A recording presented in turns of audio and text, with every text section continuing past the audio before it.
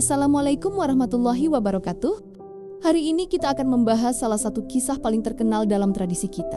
Kisah yang sering banget kita dengar dari kecil. Kisah yang diajarkan di majelis taklim, di taman pendidikan Al-Quran, di ceramah, di video pendek, bahkan jadi bahan nasihat pernikahan. Kisah tentang penciptaan Hawa dari tulang rusuk Adam. Kisah yang begitu melekat sehingga banyak orang mengira itulah satu-satunya versi yang sah dalam Islam. Tapi semakin kita dewasa, semakin kita belajar, kita mulai bertanya, apakah benar begitu cara Al-Quran menjelaskan penciptaan Hawa? Apakah benar hadis tentang wanita dari tulang rusuk itu menggambarkan proses penciptaan pertama manusia? Atau ada sesuatu yang selama ini tidak dijelaskan dengan tuntas? Dan kenapa kisah rusuk ini ternyata sama persis dengan cerita dalam kitab suci umat Yahudi dan Kristen, yaitu Genesis dalam Perjanjian Lama? Apakah Islam mengambil cerita itu dari mereka? Atau apakah cerita itu masuk ke dalam tradisi umat Islam melalui jalur lain? Dan kalau iya, gimana ceritanya sampai bisa masuk dan menyebar? Ini bukan bahasan untuk mendebat atau merendahkan agama manapun. Ini kajian sejarah, kajian teks, dan kajian tafsir, dan kajian bagaimana cerita berkembang di tengah umat. Karena memahami prosesnya justru bikin kita semakin mantap dengan apa yang Al-Quran tegaskan. Sejak kecil, kebanyakan dari kita mendengar kalimat yang sama. Hawa diciptakan dari tulang rusuk Adam. Seakan-akan, sudah pasti itu adalah proses yang terjadi. Kita tumbuh besar dengan gambaran bahwa Adam tidur, lalu Allah mengambil salah satu tulang rusuknya. Kemudian dari tulang itu, terciptalah Hawa sebagai pasangan pertama manusia. Gambaran ini sangat jelas dan sangat spesifik. Dan itulah yang membuat kebanyakan orang meyakininya sebagai sebuah fakta sejarah. Tapi satu hal penting belum pernah ditanyakan sejak awal. Dari mana sebenarnya kisah itu berasal? Apakah ada dalam Al-Quran? Apakah ada dalam hadis? Atau apakah itu berasal dari sumber lain? Lalu tanpa disadari, menjadi populer sejak berabad-abad yang lalu?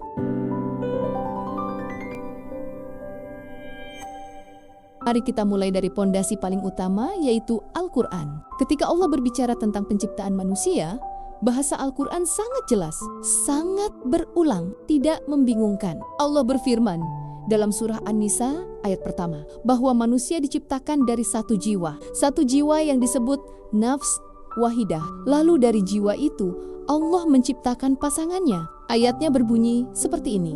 Artinya, wahai manusia, bertakwalah kepada Tuhan kalian yang telah menciptakan kalian dari satu jiwa, dan dari jiwa itu dia menciptakan pasangannya. Di ayat lain, Allah mengulang hal yang sama. Dalam surah An-Nisa ayat pertama, kalimatnya sama. Tidak ada penjelasan tentang rusuk, tidak ada penjelasan tentang Adam tidur, tidak ada cerita operasi penciptaan, tidak ada detail anatomi.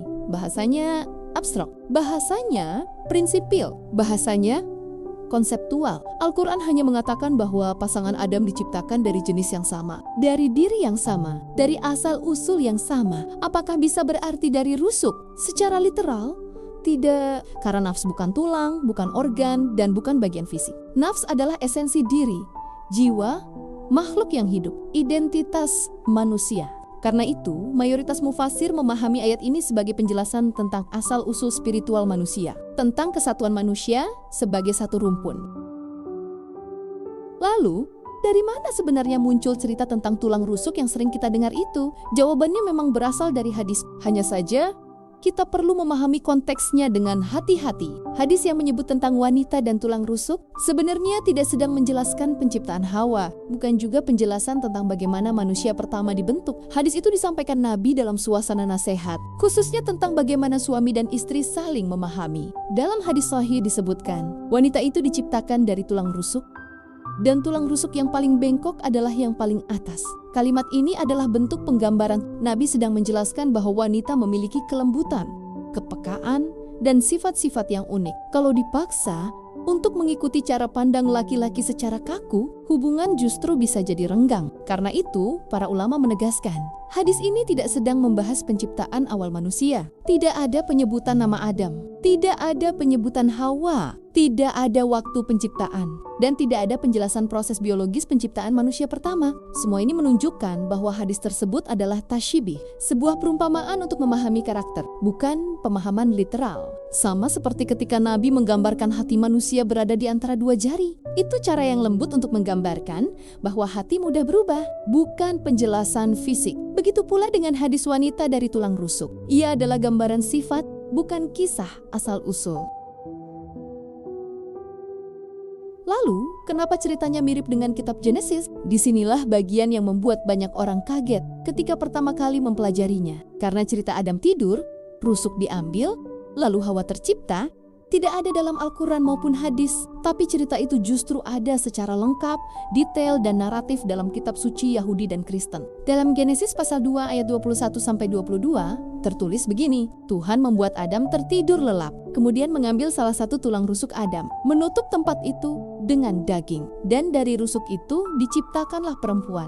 Inilah versi yang sangat jelas dan sangat literal. Dan inilah versi yang paling mirip dengan cerita yang beredar luas dalam umat Islam hari ini. Ini membuat banyak orang bertanya, kenapa bisa sama? Apakah Islam mengambil cerita itu dari Yahudi atau Kristen? Jawabannya, tidak. Islam tidak mengambil teks agama lain. Tapi umat Islam di masa awal, terutama generasi tabi'in, banyak berinteraksi dengan orang-orang Yahudi dan Nasrani yang masuk Islam. Dalam tradisi Islam, riwayat seperti ini disebut Israiliyat, dan beberapa dari riwayat itu masuk ke penjelasan para ahli tafsir, bukan sebagai dalil hukum, bukan sebagai dalil akidah, hanya sebagai tambahan cerita, tambahan warna, dan tidak semua ulama menerimanya. Sebagian besar ulama menolak. Sebagian menerima sebagai cerita non-akidah, sebagian lainnya menambah syarat sangat ketat. Sekarang lo pasti mikir, kenapa cerita Israiliyat bisa masuk dalam tradisi Islam? Nah, sekarang mulai ketemu alurnya. Ini pertanyaan besar yang banyak banget orang gak pernah bahas. Karena zaman dulu, tidak semua orang bisa membaca, tidak semua orang punya mushaf, dan tidak semua orang punya akses langsung kepada para sahabat Nabi. Ketika ada seseorang dari kalangan Yahudi yang masuk Islam dan mereka dikenal ahli kitab, orang-orang akan mendengarkan kisah-kisah mereka. Beberapa kisah itu diceritakan dalam majelis tafsir, dibeberkan sebagai tambahan. Tidak ada larangan selama tidak bertentangan dengan Al-Quran. Tapi masalahnya, manusia cenderung lebih ingat cerita visual, lebih ingat yang dramatis, lebih ingat narasi yang mudah dibayangkan, dan kisah rusuk adalah kisah yang sangat visual, sangat mudah diingat, sangat mudah diceritakan. Akhirnya, kisah itu menjadi versi populer, sementara penjelasan Al-Quran yang abstrak justru jarang dibahas.